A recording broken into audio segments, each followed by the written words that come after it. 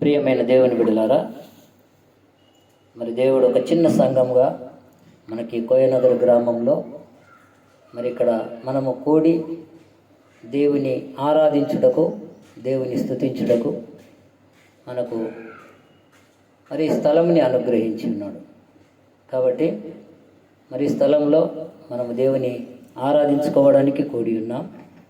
మరి దేవుని పరిశుద్ధ గ్రంథము కూడా మరి ఆయన ఏమంటున్నాడు, మనుషుల కట్టిన హస్తకృత్యాలయంలో ఆయన నివసింపడంట.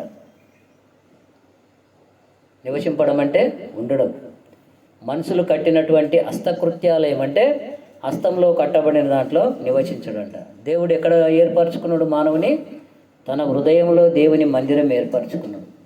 అందు గురించి 1 కొరింథీ పత్రికలో మనము 3వ అధ్యాయం 16వ వచనంలో ఏమని చూస్తాం? అక్కడ మీరు దేవుని ఆలయమై ఉన్నారనియు దేవుని ఆత్మ మీలో నివసించుచున్నదనియు మీరు ఎరగరా? ఏమంటుంది అక్కడ? చదవండి.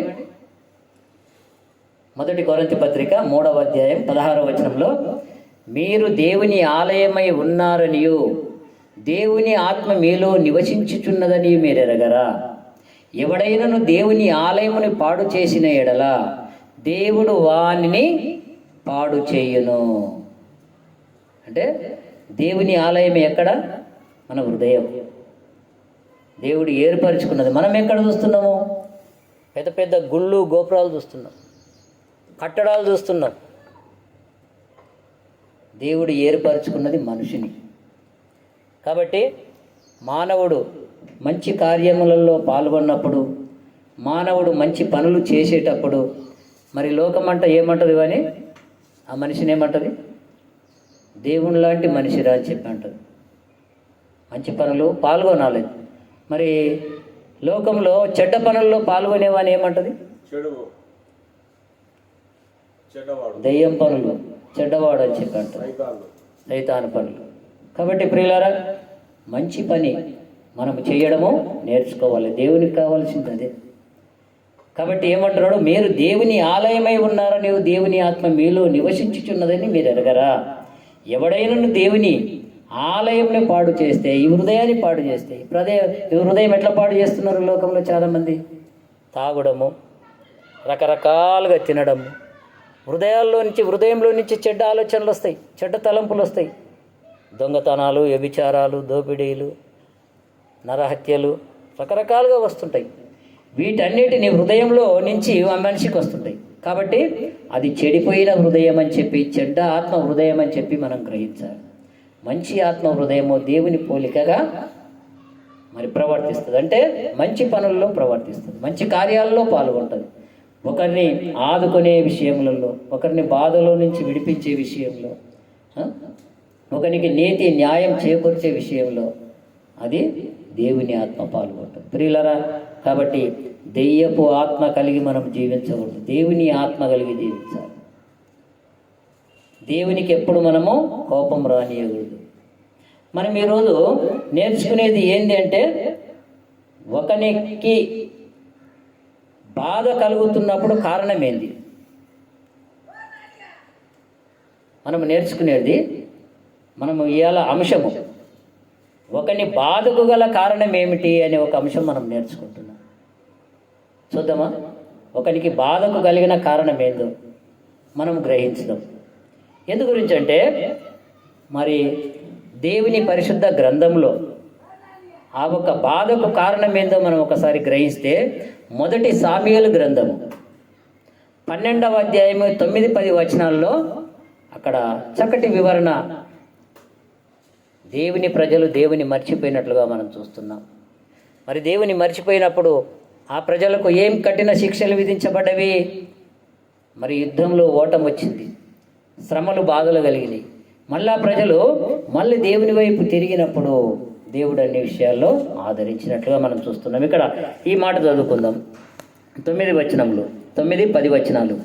1 సామెయేలు గ్రంథం 12వ అధ్యాయం, 1 సామెయేలు గ్రంథం 12వ అధ్యాయంలో 9-10 వచనాల్లో చూస్తే, అయితే వారు తమ దేవుడైన యెహోవాను మరిచినప్పుడు ఆయన వారిని హపోరు యొక్క సేనాధిపతి అయిన సిషేరా చేతికిని, ఫిలిప్టీల చేతికిని, మోయాబు రాజు చేతికిని అమ్మివేయగా వారు ఇశ్రాయేలీయులతో యుద్ధము చేసిరి. అంతటా వారు, మేము యెహోవాను విసర్జించి బయలు దేవతలను, అష్టరోతు దేవతలను పూజించినందున పాపము చేసితిమి.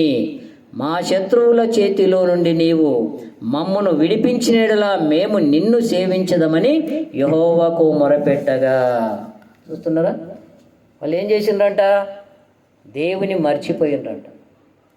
దేవుని మర్చిపోయి లోకరీతిగా విగ్రహారాధనలకు పూజలు చేయడం నేర్చుకున్నారు. చెడు మార్గం, తాగడము, రకరకాల మార్గాలు. అంటే దేవుని మరిచిపోయినరు, వారు దేవుని ఆజ్ఞల్ని మర్చిపోయినరు. మరి ఆ విధంగా చేసినప్పుడు వాళ్ళకి ఏం కలిగింది? శ్రమ కలిగింది. ఈనాడు మనము దేవుని దగ్గరకు వస్తున్నాం, నమ్మి బాప్తిసం తీసుకుంటున్నాం, నమ్మి రక్షింపబడుతున్నాం. మళ్ళీ ఏం చేస్తున్నాము? కొద్దిగా సురుకుదలగానే, కొద్దిగా ఎండదలగానే దేవుని మాటనే మతి మర్చిపోతుంది.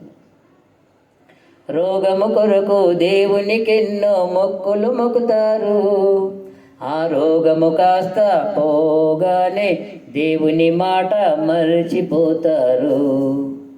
మారాలి మారాలి, నీ మనసే మారాలి. ఆ మారిన మనసు దేవునికి ఇస్తే ఫలితం ఉంటుంది. నీ మారిన మనసు దేవునికి ఇస్తే ఫలితం ఉంటుంది. రోగం కొరకు, రోగం వచ్చిందంటే దేవునికి మొక్కుతారు. ప్రభువా, నా రోగం తగ్గిపోయి నీ మందిరానికి వస్తా, నీ గుడికి వస్తా, నిన్నే నమ్ముకుంటా, నీలోనే బ్రతుకుతా. ఆ రోగం వెళ్ళిపోయిన తర్వాత ఏమవుతాడు? వాడు దేవునే మర్చిపోతాడు. కాబట్టి ప్రియులరా, ఆ విధంగా మనం చేయకూడదు. దేవుని బిడ్డలమైన మనం చావైనా బ్రతుకైనా, అపోస్తలుడైన పౌలు ఏమన్నాడు? నా మట్టుకైతే బ్రతుకుట క్రీస్తే, చావైతే నాకు లాభము. ఏదో ఒకరోజు మనిషి చచ్చిపోతాడు. ఈ లోకం ఎవరికి శాశ్వతం కాదు. ఈ లోకంలో ఒకరోజు మనిషి చావాల్సిందే. సచ్చి ఎక్కడ పోతాడో అది ఆలోచన చేసుకోవాలి. నేను చచ్చిపోతున్నానంటే నేను చచ్చిన తర్వాత ఎక్కడ పోతా? ఇప్పుడు ఉదాహరణకు మన పిల్లలు, మన బంధువులు చాలామంది వ్యాపారంలో దేశం వెళ్ళిపోయారు. మహారాష్ట్ర, కర్ణాటక, తమిళనాడు, ఆంధ్ర, తెలంగాణ వెళ్ళిపోయింది. మళ్ళీ వాళ్ళు ఎప్పుడు వస్తారు? 9వ నెల, 10వ నెల, 8-9 నెలలు వస్తారు. ఎక్కడ వస్తారు వాళ్ళు? సొంత ఊరికి వస్తారు, సొంత ఇంటికి వస్తారు. కోయనగర్ వచ్చేటోడు కోయనగరికి వస్తాడు, భూత్పూర్ పోయేటోడు భూత్పూర్కి పోతాడు. మరి వాళ్ళ ఊళ్ళో పోయేటోళ్ళు వాళ్ళ ఊరికి పోతారు. అప్పుడు ఎంత సంతోషంగా ఉంటారు వాళ్ళు, వాళ్ళ తల్లిదండ్రులు మంచి సంతోషంలో ఉంటారు. అలాగే మనము కూడా ఒకరోజు ఈ దేశాన్ని, ఈ లోకాన్ని వదులుతాం. దేశంలో పుట్టిన ప్రతి మనిషి ఒకరోజు ఈ లోకాన్ని వదులుతాం. కాబట్టి ఈ లోకంలో మనము వదలనప్పుడే సృష్టికర్తని ఎరిగి బ్రతకాలి. ఈ లోకాన్ని విడవనప్పుడే మనము సృష్టికర్తని ఎరిగి బ్రతకాలి. ఈ లోకాన్ని వదిలిన తర్వాత మనము తెలుసుకోలేదు.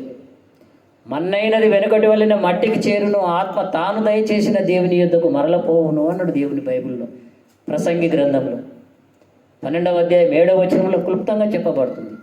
మన్నైనది వెనుకటి వలనే మట్టికి, భూమికి చేరును, ఆత్మ తాను దయచేసిన దేవుని యొద్దకు పోవును. ఎక్కడి నుంచి అయితే వచ్చినామో అక్కడికే వెళ్తాం. కాబట్టి ప్రాణం ఉండగానే నువ్వు ప్రభువుని నమ్ముకో. చచ్చిపోయిన తర్వాత నమ్ముకోలేవు. నమ్ముకున్నా నువ్వు యథార్థంగా బ్రతుకు. శ్రమలు అనుభవించు, కష్టాలు అనుభవించు, శోధనలు అనుభవించు. కొడుకుల నుంచి రావచ్చు, బిడ్డల నుంచి రావచ్చు, లోకం నుంచి రావచ్చు, రకరకాలుగా శ్రమలు వస్తాయి. వాటినన్నిటిని తట్టుకోవాలి. వాటన్నింటినీ తట్టుకొని ముందుకు నడవాలి. జీవితం అంటే ఇప్పుడు పడవ సముద్రంలో పోయేటప్పుడు బాగా గమనించిండ్రా? పడవ సముద్రంలో పోయేటప్పుడు తడలు వస్తుంటాయి. ఆ పడవ కొట్టుకుపోయాలంటే తడలు వస్తుంటాయి. కానీ ఆ పడవ కానీ, స్టీమర్ కానీ, నావ కానీ దాన్ని ముందుకు దొబ్బకపోతారు అట్లే. తర్వాత 1 కిలోమీటర్ దూరం పోయిన తర్వాత పడవ ప్రశాంతంగా నడుస్తుంది. అంటే తడలు ఉండవు అక్కడ, లేవలేకపోతుంది, యథావిధిగా వెళ్తుంటుంది, కదలకుండా తొనకకుండా. అసలు పడవ నడుస్తుందా లేదని చెప్పి ఆలోచనే రాదు. చూస్తున్నారా? మన జీవితం కూడా అలాంటిదే. చిన్న చిన్న తడలకు మనం ఎగిరి పడకూడదు, చిన్న చిన్న సమస్యలకు ఎదిరి పడకూడదు. చిన్నదైనా పెద్దదైనా ఏదైనా తట్టుకుంటేనే కానీ మన జీవితాన్ని ముందుకు నడుపుతాం. తట్టుకోలేకుంటే పడిపోతాం. ప్రియులారా, దేవుని మందు నమ్మకంగా బ్రతుకు, విశ్వాసంగా బ్రతుకు. నువ్వు నీళ్ళల్లో మునిగేటప్పుడు బానిస తీసుకున్నావు, అక్కడ నీళ్ళల్లో మునిగేటప్పుడు ప్రతిజ్ఞ తీసుకున్నావు, దాని ఏమంటారు, ఒట్టు తీసుకున్నావు, విమానం తీసుకున్నావు. అంటే నేను సచ్చినంత వరకు క్రీస్తులోనే బతుకుతా, క్రీస్తులోనే సస్తా, నాకు ఆయన్నే దేవుడు. నీ మాట నువ్వు నిలబెట్టుకో. భార్య ఒకేసారి భర్తతో తాళి కట్టించుకుంటుంది. అట్లా భార్య భర్త లాంటి బంధము ఈ జీవితం, దేవునితో సంబంధం. కాబట్టి ప్రేమ, యేసుని ప్రేమ, అది ఎవ్వరూ కొలువలేనిది. నిజము, దీనిని నమ్ము, ఇది భువి అందించలేనిది. ప్రేమ, యేసుని ప్రేమ, ఇది ఎవ్వరూ కొలువలేనిది. నిజము, దీనిని నమ్ము, ఇది భువి అందించలేనిది. తల్లిదండ్రుల ప్రేమ నీడవలే గతించును, కన్నా బిడ్డల ప్రేమ కలలవలే కరిగిపోవును. తల్లిదండ్రుల ప్రేమ నీడవలే గతించును, కన్నా బిడ్డల ప్రేమ కలలవలే కరిగిపోవును. ఎన్నాడెన్నడు మారనిది నా యేసుని నిత్య ప్రేమ, ఎన్నాడెన్నడు వీడనిది నా యేసుని దివ్య ప్రేమ. ప్రేమ, యేసుని ప్రేమ, అది ఎవ్వరూ కొలువలేనిది. నిజము, దేనిని నమ్ము, ఇది భువి అందించలేనిది. భార్యాభర్తల మధ్య వెలుగుచుండు ప్రేమ దీపము, వాడిపోయి రాలును త్వరలో, అది మోడులా మిగిలిపోవును. భార్యాభర్తల మధ్య వికసించిన ప్రేమ పుష్పము, వాడిపోయి రాలును త్వరలో, అది మోడులా మిగిలిపోవును. ఎన్నాడెన్నడు మారనిది నా యేసుని దివ్య ప్రేమ, ఎన్నాడెన్నడు వీడనిది నా యేసుని నిత్య ప్రేమ. ఎన్నాడెన్నడు మారనిది నా యేసుని దివ్య ప్రేమ, ఎన్నాడెన్నడు వీడనిది నా యేసుని నిత్య ప్రేమ. ప్రేమ, యేసుని ప్రేమ, అది ఎవ్వరూ కొలువలేనిది. నిజము, దేనిని నమ్ము, ఇది భువి అందించలేనిది. బంధుమిత్రుల ప్రేమ వెలుగుచుండు ప్రేమ దీపము, నూనె ఉన్నంత కాలము వెలుగునిచ్చి ఆరిపోవును. బంధుమిత్రుల ప్రేమ వెలుగుచుండు ప్రేమ దీపము, నూనె ఉన్నంత కాలము వెలుగునిచ్చి ఆరిపోవును. ఎన్నాడెన్నడు మారనిది నా యేసుని దివ్య ప్రేమ, ఎన్నాడెన్నడు వీడనిది నా యేసుని నిత్య ప్రేమ, ప్రేమ యేసుని ప్రేమ, అది ఎవ్వరూ కొలువలేనిది. నిజము దీనిని నమ్ము, ఇది భువి అందుంచలేనిది. ధరలోన ప్రేమలన్నీయు స్థిరము కాదు, తరిగిపోవును. యేసుక్రీస్తు కల్వరి ప్రేమ కడవరకు ఆదరించును. ధరలోన ప్రేమలన్నీయు స్థిరము కాదు, తరిగిపోవును. యేసుక్రీస్తు కలువరి ప్రేమ కడవరకు ఆదరించును.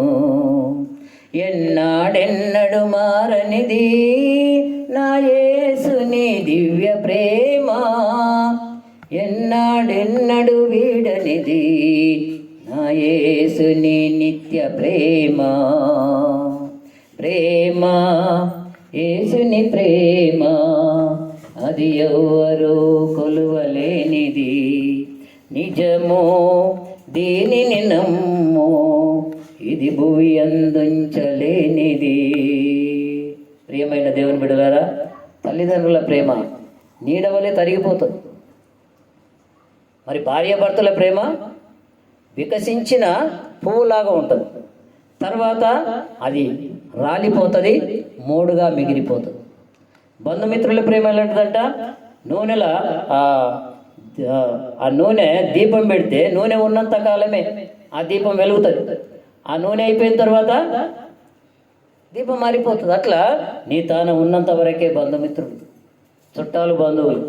నీ తాను అన్నీ అయిపోయిన తర్వాత, అన్నీ కోల్పోయిన తర్వాత అందరూ నిన్ను వదిలి వెళ్ళిపోతారు. అందరూ నీ దగ్గరికి రారు, నీతో మాట్లాడరు.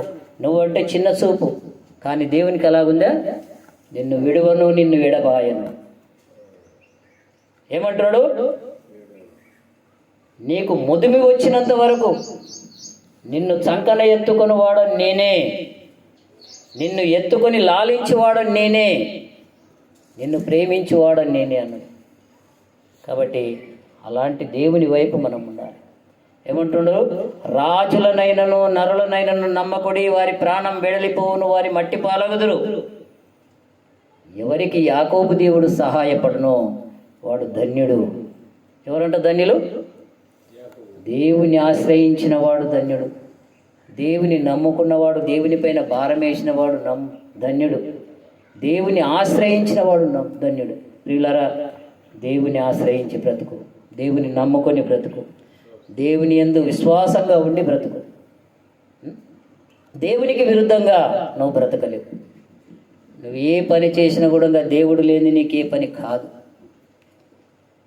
కాబట్టి నమ్మకంగా, విశ్వాసంగా నువ్వు దేవుని యందు స్థిరపడు. శ్రమలు ఓర్చు, కష్టాలు ఓర్చు. ఇక్కడ ఏమంటున్నాడు? 1 తిమోతి పత్రిక 4వ అధ్యాయం 16వ వచనంలో చూడండి. ఎవడైనను